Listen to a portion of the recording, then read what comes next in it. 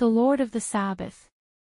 Now at that time, on the second Sabbath after the first, Jesus went on the Sabbath day through the grain fields.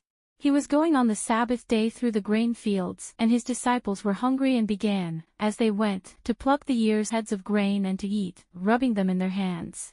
But some of the Pharisees, when they saw it, said to him, Behold, why do they do that which is not lawful to do on the Sabbath day?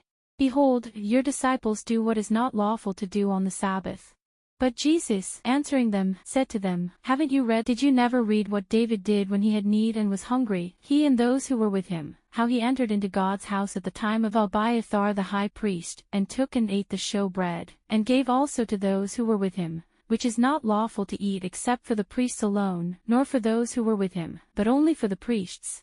Or have you not read in the law that on the Sabbath day the priests in the temple profane the Sabbath and are guiltless? But I tell you that one greater than the temple is here.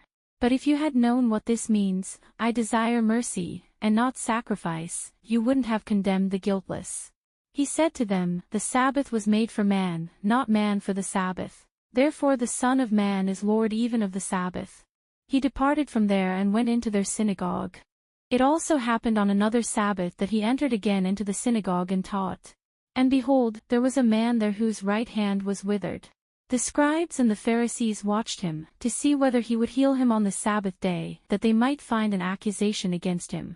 They asked him, Is it lawful to heal on the Sabbath day, so that they might accuse him?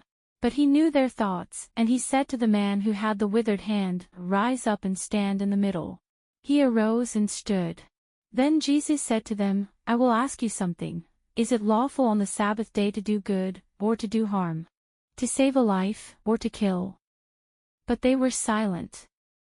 He said to them, What man is there among you who has one sheep, and if this one falls into a pit on the Sabbath day, won't he grab onto it and lift it out? Of how much more value then is a man than a sheep? Therefore it is lawful to do good on the Sabbath day. When he had looked around at them with anger, being grieved at the hardening of their hearts, then he told the man, Stretch out your hand. He stretched it out, and his hand was restored whole, just as healthy and sound as the other.